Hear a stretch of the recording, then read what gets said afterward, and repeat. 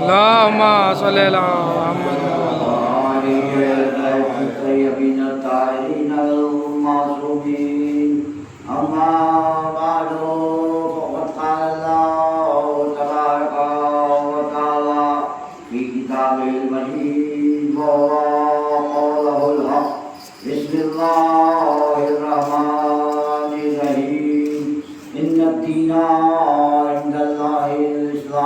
اللهم صل على محمد وآل محمد. خداوند عالم قرآن میں ارشاد فرما رہا ہے کہ یقیناً دین اللہ کے نزدیک اسلام ہے. ایک صاحب نے یہ پوچھا کہ آپ نے نہج البلاغہ کو کوڈ کیا ہے؟ کچھ لوگ یہ کہتے ہیں کہ نہج البلاغہ سید ربیع نے لکھی ہے، مولا کائنات کی نہیں ہے. تو اس کا جواب یہ ہے کہ بہت سی کتابوں میں اس مضمون پر لکھی جا چکی ہے کہ نہج البلاغہ مولا علی کا کلام ہے. وہ ان کتابوں کو مراجعہ فرما سکتے ہیں جس کے اندر اردو زبان میں منہاج نہج البلاغہ موجود ہے. رہ گیا کہ وہ اس لیے نہیں کر رہے ہیں کہ اسے سید ربیع نے ترتیب دی ہے، بلکہ کچھ دشمنان اسلام یہ بھی کہہ رہے ہیں کہ قرآن اللہ کا کلام نہیں ہے، محمد اسے محمد نے لکھا ہے. تو اب نہ ان کے کہنے سے قرآن اللہ کا کلام نہیں رہ جائے گا، ان کے کہنے سے نہج البلاغہ کا کلام نہیں رہ جائے گا. ورنہ ہمارے علماء اسے ثابت کر چکے ہیں کہ اب یہ کوئی مسئلہ نہیں رہ گیا ہے. دوسری بات کا ایک حوالہ پوچھا تھا کہ ایک صاحب نے اذان میں علی الولی اللہ جو میں نے پڑھا تھا اس کا حوالہ کس کتاب سے ہے؟ تو اس کا حوالہ یاد کر لیجئے، کتاب الفوقہ 19ویں جلد جو لکھی ہوئی آیت سید محمد شیرازی کی اور اذان کی بحث ہے. اس کے اندر یہ روایتیں موجود ہیں کہ آپ کی خدمت میں حسن دنیا سے ستارے اور حسین کو اپنا جانشین معین کر کے گئے.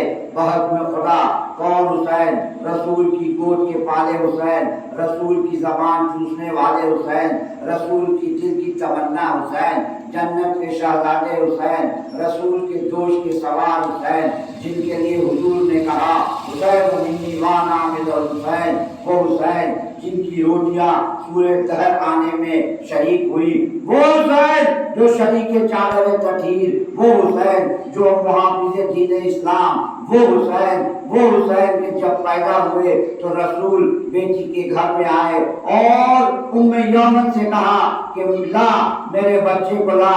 یمن نے گھبراہٹ میں یہ کہہ دیا کہ ابھی تو میں نے پاک بھی نہیں کیا ہے. تو رسول کے تیور بدل گئے. کہا تو اسے کیا پاک کرے گی جسے خدا نے پاک کر کے بھیجا؟ معلوم ہوا کہ حسین وہ ہے کہ جو دنیا میں آئے تو اس شان سے. اب اصول یاد رکھیے گا کہ نجاست ہمیشہ طہارت کی دشمن ہوتی ہے. جو دشمن حسین سے ملے یقین مانیے وہ کوئی نجاست ضرور ہے، جبھی تو حسین کی دشمنی ہے. نعرہ صلوات. اللهم صل على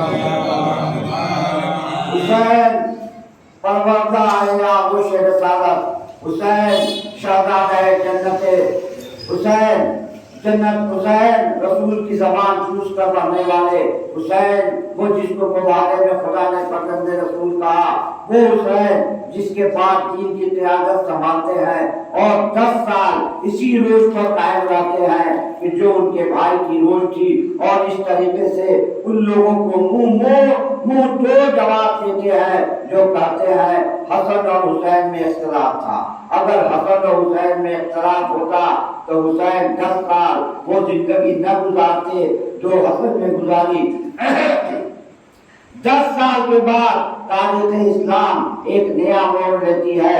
شام کا حاکم اپنے بیٹے کی ولی عہدی سورہ نامہ کے شرائط کے خلاف مستحکم کرتا گھومتا ہے، یہاں تک کہ ایک وقت بھی آتا ہے کہ جب تخت اقتدار پر یزید کے قدم آتے ہیں اور حسین کے سامنے سوال بیعت رکھا جاتا ہے. میرے دوستوں پوری توجہ سے سنیں گے، یہ مجلس غم حسین کے سامنے بیعت یزید آتی ہے۔ سارے مسلمان جو میری آواز سن رہے ہیں یا آج کے کسی وقت بھی اس کی کیسٹ سنیں، ان سے میرا کہنا ہے کہ پہلے یہ فیصلہ کرو کہ محمد کے وفادار ہو یا کسی اور خاندان کے۔ پہلے بنیادی بات زبان سے نہیں دل سے طے کرو، اس لیے کہ اکثر ہم نے دیکھا ہے کہ زبان دل کے ساتھ نہیں دیتی ہے۔ پہلے دل سے یہ طے کرو کہ محمد کے وفادار ہو یا کسی اور خاندان کے۔ دوسری بات یہ ہے کہ محمد کے مقابلے میں اگر کوئی آئے تو قابل عزت ہے کہ نہیں، قابل احترام ہے کہ نہیں، قابل تعظیم ہے کہ نہیں، چاہے وہ کتنا ہی بڑا کیوں نہ ہو۔ کیا محمد کے سامنے آنے کے بعد کسی کی بڑائی، کسی کا عہدہ، کسی کا رتبہ، کسی کی شخصیت باقی رہے گی؟ اگر رہے گی تو پھر اسلام کو چھوڑ ہی دو تو اچھا ہے، اور اگر محمد کے سامنے آنے کے بعد کسی کی حیثیت، کسی کی شخصیت باقی رہے گی تو خدا یہ نہ کہنا کہ وہ بزرگ تھے، وہ صحابی تھے، وہ حافظ تھے، وہ قاری تھے، یا تو ساری تاریخیں دریا میں ڈال دی جائیں گی یا تو ساری کتابیں ختم کر دی جائیں، ورنہ جب تک قرآن رہے گا اس وقت تک ابناءنا و ابناءکم کا لفظ رہے گا۔ پوچھئے علماء سے کہ محمد ابناءنا میں کسے لے گئے؟ حسین مبارک کے بعد علی کے نہیں محمد کے بیٹے ہیں۔ محمد کے بیٹے کی موجودگی میں جو ابو سفیان کے پوتے کے ہاتھ پر بیعت کرے، سنیں، حسین کو قرآن نے ابن رسول کہا ہے، یعنی رسول کا بیٹا، اور رسول کے بیٹے کی موجودگی میں پوری امت مسلمان تھوڑے سے لوگوں کو چھوڑ کے ابو سفیان کے پوتے کے ساتھ تھی۔ رسول نے حسین کے لیے کہا ہے، حسین و منی مجھ سے ہے، اور کہا ہے یہ سردار جوانان جنت کے سردار کو چھوڑ کے امت کدھر گئی؟ اب آپ مجھے بتائیے، کوئی تیسرا گھر تو ہے نہیں۔ ارے اب کس دن سمجھ میں آئے گا؟ اب اس کے آگے محشر میں سمجھ میں آئے گا۔ رسول کے بیٹے کو چھوڑ کے دیکھیے، ایک بات میں عجب کہنے جا رہا ہوں، میں پڑھ رہا ہوں، یہاں بالکل پڑھ رہا ہوں یہاں، لیکن میرے پڑھنے میں آپ کا کوآپریشن شامل ہے۔ آپ آتے ہیں تو میں پڑھتا ہوں، اگر آپ نہ آئے تو کیا میں دیواروں کو سناؤں گا؟ کیا مسجد کے ستونوں کو سناؤں گا؟ تو یہ تو صحیح ہے کہ میں پڑھتا ہوں، مگر پڑھتا اس لیے ہوں کہ آپ سنتے ہیں۔ اگر یہ کوئی ثواب ہے تو میرے ساتھ آپ کو بھی ہے۔ اگر آپ سننے آنا چھوڑ دیں تو میں پڑھنے آنا چھوڑ دوں۔ یزید خراب، برا، بدتر، بڑے بڑے کیسوں میں جو سازش کی جاتی ہے، وہ اس میں جو ہوشیار وکیل یہ کام کرتا ہے کہ ایک کو پھنسا کے سب کو بری کروا دیتا ہے۔ کہا ایک کو پھنساؤ باقی سب بچ جائیں گے، ورنہ سب سزا پائیں گے۔ یہی قتل حسین کے کیس میں کیا مسلمانوں نے کہ یزید کو بلی چڑھا کے سب کو بچا لیا۔ نعرہ صلوات، ایک بار نعرہ صلوات۔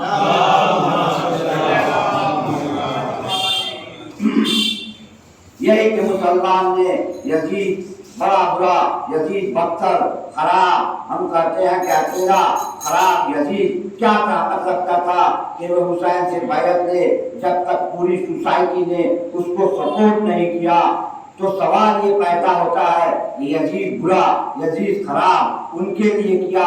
ارشاد جنہوں نے بیعت کی تھی اس کے ہاتھ پر یہ ایک کی بات نہیں ہے، یہ پوری سوسائٹی اور سماج کی بات ہے، اور یہ سماج رسول کے 1400 برس کے بعد کا سماج نہیں تھا، رسول کے 50 برس کے اندر کا سماج تھا، جس میں صحابہ تھے، جس میں تابعین تھے، جس میں راویان تھے، جس میں قاریان قرآن تھے۔ اور یزید تخت اقتدار پر تو رسول کے 50 برس کے اندر یزید کے ہاتھ میں پاور آ گیا۔ اتنا کہہ دینے سے ذمہ داری ختم نہیں ہوگی۔ یزید خراب تھا، جنہوں نے यजीद को कुदरत दी, वो हुसैन से बैत मांगे, उनके लिए क्या फरमाते हैं। जी आज सुनिए, हम अपने इमामों को कुरान और हदीस की रोशनी में तो मासूम कहते हैं, तारीख में भी कई बार इमामत की खता न बताई, कई बार इमामत की खता न बताई। जो अली से लड़े, किसी ने न कहा खता अली की, बल्कि खताए इज्तिहादी हसन ने सुलह की, तो किसी ने न कहा खता हसन की, बल्कि खिलाफत रास्ता में उस दिन खत्म हुई जिस दिन हसन ने सुलह की। मालूम हुआ कि अली को तारीख में राशिद बेखता लिखा, हसन को तारीख में राशिद लिखा। अब कोई कहे कि अली इसलिए बेखता कि खलीफा थे, और जो उससे टकराए वो खलीफा नहीं थे, इसलिए हक अली का। तो यजीद खलीफा था, हुसैन खलीफा नहीं थे। अब कहो हक किसके साथ है? अल्लाहुम्मा सल्ली अला तो तारीख में बेखता कहने तक अगर मिलेंगे तो अली हसन हुसैन तो उनके होते हम इस्लाम की रहबरी के लिए दूसरों को क्यों चुने। और मैं तो एक सीधी सी बात जानता हूँ कि तारीख लिखती है कि जिन्होंने इस्लाम में यजीद की बैत कर ली, जिन्होंने मतलब समझे, यानी सब मुसलमानों ने, शाम वालों ने, मिस्र वालों ने, हज्जाज वालों ने, और जहाँ जहाँ हुकूमत का फैलाव था, सबने यजीद की बैत कर दी। यजीद की बैत हुसैन ने नहीं की। अगर सबों की बैत से यजीद खलीफा बरक हो गया तो एक हसन एक हुसैन के करने न करने से क्या फर्क पड़ता था। और जब हुसैन ने बैत नहीं की तो लड़ाई हुई।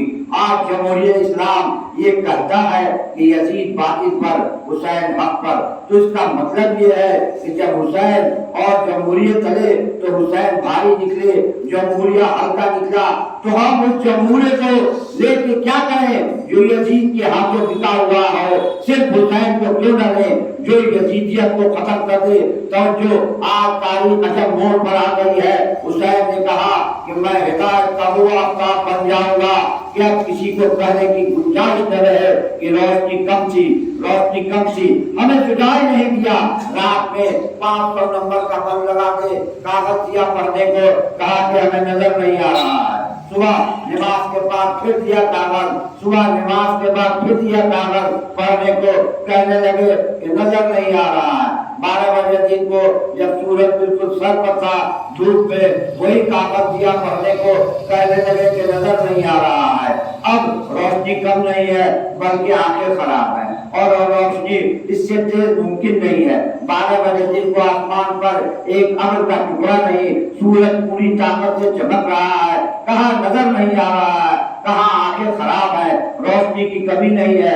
अली ने रोशनी डाली, कहा कि नजर नहीं आ रहा है। हसन ने रोशनी डाली, नजर नहीं आ रहा है। हुसैन करबला की दोपहर में आए, अब भी नजर न आए, तो आंखें खराब है। नारे सलावत अल्लाहुम्मा सल्ली अला मुहम्मद व आले मुहम्मद।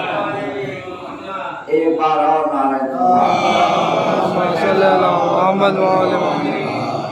सुनिए, एक उस 50 बरस में क्या हुआ, तो इस 50 बरस में ये हुआ कि जब दुनिया ने अहले बैत को छोड़ा और दुनिया में रसूल के बताए हुए मीटर को तर्क किया और मौलाए कायनात से मुंह को मोड़ा, तो अली के मुकाबले में इज्मा आया, अली के मुकाबले में शूरी आया यानी कमिटी, अली के मुकाबले में शूरी आया यानी कमिटी, अली के मुकाबले में इस्तिखलाफ आया, हसन के मुकाबले में कहर व गलवा आया। उलमा ने लिखा जो कहर व गलवा से हो जाए वो भी खलीफा है बड़ा। तो मुसलमानों में खलीफा सादी के 4 उसूल बने, या इज्मा से बन जाए, या इस्तिखलाफ से बन जाए, या शूरी से बन जाए, या कहर व गलवा से बन जाए। जिस तरह से बने सही, यजीद चारों उसूल पूरे उतरते हैं। इज्मा भी उस पर हुआ, इस्तिखलाफ भी उसके लिए हुआ, शूरी भी उसके लिए हुआ, कहर गलवा भी उसके लिए हुआ। हुसैन इंतजार में थे कि एक बार चारों उसूल जमा हो जाए, एक बार में सब के सब खत्म हो जाएंगे।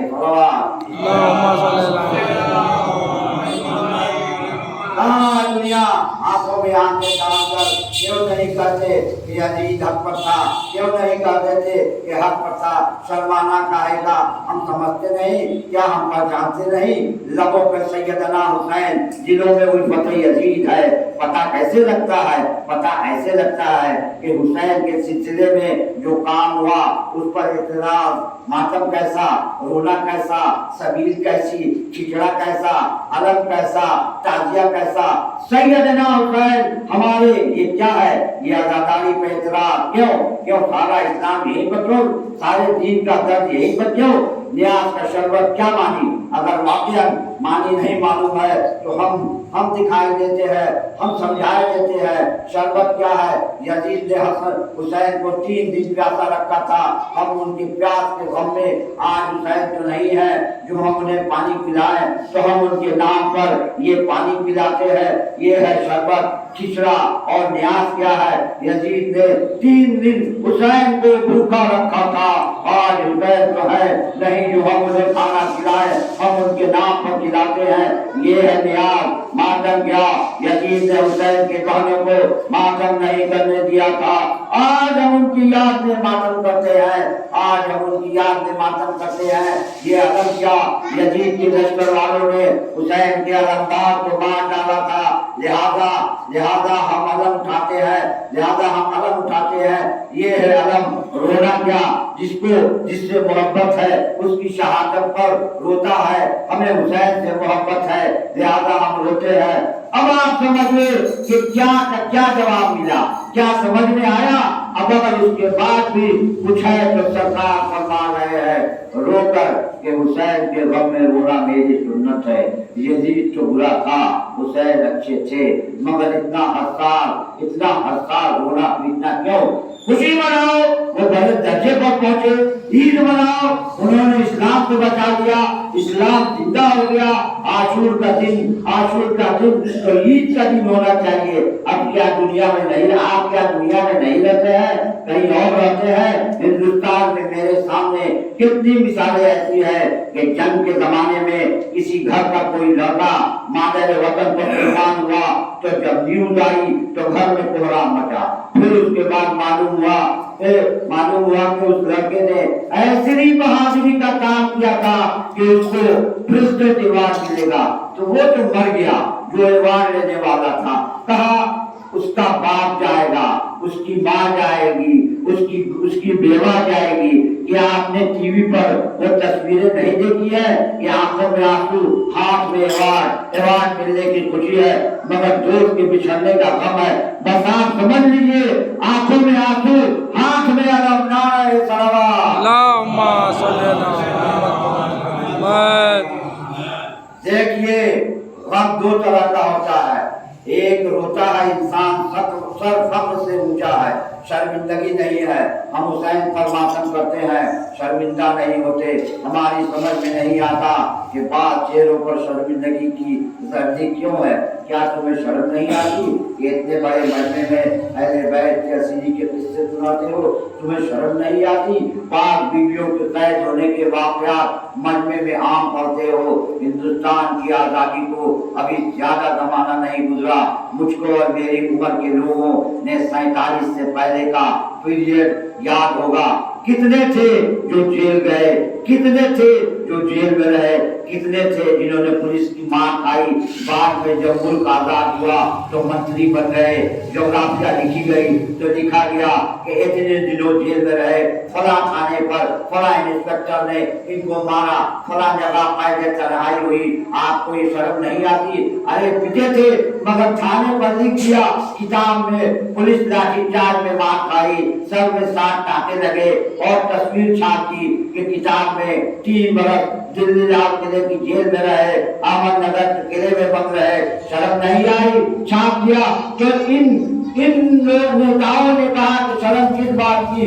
कोई हम चोरी में गए थे, हमारे कैद ने मुल्क को आजाद किया है, हमें अपनी कैद पे नाज है। बस सुनिए, अहले बैत की असीरी ने इस्लाम को आजाद किया है। शर्माए वो जो जुल्म और कुफ्र में पकड़े जाते हैं। नारे सलावत। अल्लाहुम्मा सल्ली अला सुनिए, हुसैन रसूल का बेटा, रसूल का खून, रसूल का गोश्त, रसूल की आवाज, रसूल का अंदाज। कहा सुबह क़यामत तक फैसला कल उस लड़ाई में हो जाए। تاکہ اس کے بعد کی جو تاریخ ہو وہ اگر حق کو سمجھنا چاہے تو کربلا کے آفتاب کی روشنی میں آ جائے، حق سمجھ میں آ جائے گا، اور کوئی سمجھنا ہی نہ چاہے تو دیکھیے اس کا کوئی علاج نہیں ہے۔ دیکھیے اگر آدمی کی آنکھوں میں بیماری ہے تو آپ اسے لے جائیے آنکھوں کے ڈاکٹر کے پاس، وہ علاج کر دے گا اور ٹھیک بھی ہو سکتا ہے وہ۔ لیکن اگر بنا ہوا اندھا ہے وہ محض بھیک مانگنے کے لیے آنکھیں بند کر کے بیٹھ رہا ہے سڑک پر، تو اس کا علاج کہاں سے ہوگا؟ آپ بتائیے بھائی، بنے ہوئے اندھے کا علاج کسی ڈاکٹر کے پاس ہے؟ مجھے بتائیے۔ بس اسی طرح سے میں نے تاریخ کا تجزیہ کر دیا، جن کے دل میں واقعا جذبہ ہے ان کو حق نظر آ جائے گا، لیکن جو بنے ہوئے اندھے ہیں ان کو کچھ نظر نہیں آ جائے گا۔ آج 1400 برس ہوئے واقعہ کربلا کو، یزید حسین سے بیعت مانگ رہا تھا، حسین نے بیعت سے انکار کر کے سر دے دیا۔ سر دے دینا کوئی بڑی بات نہیں ہے، مگر جس طریقے سے حسین نے سر دیا اس کی مثال ہی نہیں ہے۔ اس کی وجہ یہ ہے کہ ایک دن کا اخبار پڑھیے، کبھی 5 آدمیوں کے مرنے کی خبر، کبھی 100 آدمیوں کی مرنے کی خبر، کبھی 1000 آدمیوں کی مرنے کی خبر۔ انسانی جان کی قیمت نہیں ہے میرے دوستو، جان کی کبھی قیمت نہیں ہوتی، ہمیشہ کوالٹی کی قیمت ہوتی ہے۔ آپ یاد رکھیے، روز 72 سے زیادہ آدمی دنیا میں مرتے ہیں، مگر کسی کو یاد بھی نہیں رہتا حسین نے 72 قربانیاں دی، مگر 1400 برس سے دنیا ماتم کر رہی ہے۔ کوالٹی کی قیمت ہے، معیار کی قیمت ہے، یہ کوالٹی بھی کربلا والوں کی۔ حسین نے اپنے ساتھ 72 دیے، لیکن وہ 72 نہیں تھے، پتہ نہیں وہ 72 ارب، پتہ نہیں وہ 72 کھرب انسان تھے، کتنے تھے وہ اس کو بس حسین سمجھ سکتے، یا حسین کا پروردگار۔ اور آگے مقابلے کے لیے آؤ میدان میں اور تاریخ کے اندر، صبح قیامت تک یہ چیز یادگار رہے گی، کھلا ہوا انکار بیعت ہے، میں بیعت نہیں کروں گا۔ مدینے سے مکے آ گئے، مکہ حرم خدا ہے، یعنی حسین خدا کی پناہ میں آئے، مگر ظالموں نے مکے میں بھی حسین کو چین سے رہنے نہیں دیا، قاتل وہاں بھی قاتل بھیجے۔ تو حسین کا مکہ سے بڑا پرانا رشتہ تھا، کعبہ حسین کے بڑے دادا کا فرمایا ہوا، کعبہ میں لا الہ الا اللہ کہنے والے حسین کے نانا، کعبہ میں پیدا ہونے والے، اس کو بتوں سے پاک کرنے والے حسین کے بابا چلے آئے حسین کعبے میں، کربلا میں آ کے ٹھہرے، دوسری کو نہیں لڑے، تیسری کو نہیں لڑے، چوتھی کو نہیں لڑے، پانچویں کو مقابلہ نہیں کیا، چھٹی کو مقابلہ نہیں کیا، ساتویں سے دشمن نے پانی بند کیا۔ تو حسین اگر طاقت سے نہیں ڈرتے تو تکلیف سے تو ڈریں گے؟ حسین تو حسین تھے۔ کسی بچے نے بھی نہ کہا مولا بیعت کر لیجئے، مولا بیعت کر لیجئے، بہت پیاسے ہیں۔ 7ویں سے 9ویں تک پانی بند رہا، 7ویں سے 9ویں تک پانی بند رہا، عاشور کو شہادت ہوئی، اسیروں کا قافلہ شام تک گیا، مسلمان سب دیکھتے رہے، مسلمان سب سنتے رہے، مسلمان موجود ہے، کھانا کھاتے رہے، پانی پیتے رہے، یزید کے انعامات کی آنکھ لگائے بیٹھے رہے۔ ہاں، ایک آواز ہمیں ضرور ملی، یزید کے دربار میں ایک سفیر جو عیسائی تھا کھڑا ہوا اور کہنے لگا کہ ارے تمہارے نبی کا نواسا اور اسے تم نے مار ڈالا، یعنی مسلمانوں تم پر ہے کہ عیسائی نے کہا تم سے اور تمہیں شرم نہ آئی، اب بھی نہ سمجھو تو خدا کی धिक्कार ہے، برسوں سے عیسائی تم پر حکومت کرتے آئے ہیں اور تم ان کے غلام بنے گھوم رہے ہو، धिक्कार ہے تم پر، धिक्कार ہے تم پر ارے محمد کو چھوڑ دینے کی۔ اب بھی سنیے، مسلمان آج بھی یہودیوں کے سامنے ذلیل ہو رہا ہے، جس کو یقین نہ ہو وہ بات پڑھ لے۔ دوسری طرف عیسائی ملک میں جو اپنی انگلیوں پر نچاتے ہیں، اس امت مسلمہ کو کیا ہو گیا ہے جو عیسائیوں کے ہاتھوں بھی ذلیل ہو رہی ہے، یہودیوں کے ہاتھوں بھی۔ توجہ، یہ جو رسول کے زمانے میں تھا، خیبر میں بھی یہودی تھے، مباہلہ میں عیسائی، جب تک اہل بیت نہ آ گئے نہ خیبر فتح ہوا نہ مباہلہ۔ آپ دیکھیں گے کہ حسین نے اپنی شہادت سے ایک نور کا مینارہ بنا دیا اور کہہ دیا ادھر آؤ یا ادھر جاؤ، اب 1400 برس سے دنیا دو لشکروں میں بٹ گئی ہے. کچھ لشکر یزیدی ہے، یزید میں ہے، کچھ لشکر حسین میں ہے. پتہ کب چلتا ہے؟ جب محرم آتا ہے. یزید کے لشکر والے اپنے کیمپ میں چلے جاتے ہیں، اپنے کیمپ میں چلے جاتے ہیں. حسین کے لشکر والے اپنے کیمپ میں آ جاتے ہیں. ہر سال محرم آتا ہے، حسین کے عزاداروں خون میں نہائے ہوئے السلام علیکہ یا ابا اللہ، سوگوار قوم آپ کو سلام کرتی ہے، سوگوار قوم آپ کو سلام کرتی ہے. رواج میں ہے کہ جب علی اصغر کی توربندی بنا لی تو ایک مرتبہ آہستہ آہستہ در خیمہ کی طرف بڑھے. جب حال تھا حسین کا سر سے پاؤں تک خون میں ڈوبے ہوئے، چہرے پر علی اصغر کا لہو، کپڑوں پہ علی اکبر کا لہو، ہاتھوں میں خاک، تربت جناب علی اصغر در خیمہ پر آئے. یا زینب و یا ام کلثوم یا سکینہ و یا رقیہ علیکن من السلام. اے زینب، اے ام کلثوم، اے سکینہ، اے رقیہ، اے تم سب کو میرا سلام. خیمے سے رونے کا شور اٹھا. حسین خیمے میں گئے، بیمار بیٹے کے سرانے شانہ ہلایا اور جا اٹھایا. بیٹھے بڑی دیر کچھ باتیں کرتے رہے. ہم نے یہ باتیں نہیں سنی، تاریخ نے صرف اتنا سنا کہ جب اٹھنے لگے تو یہ کہتے ہوئے اٹھے کہ بیٹا، ارے جب قید سے چھوٹ کے جانا، ارے میرے شیعوں کو میرا سلام کہہ دینا اور کہنا کہ جب ٹھنڈا پانی پینا، ارے تو میری پیاس یاد کر لینا. اور جو آگے بڑھے تو بہن کو بلایا، کہا بہن میرے پرانے کپڑے دے دو، ایک پرانا لباس دے دو.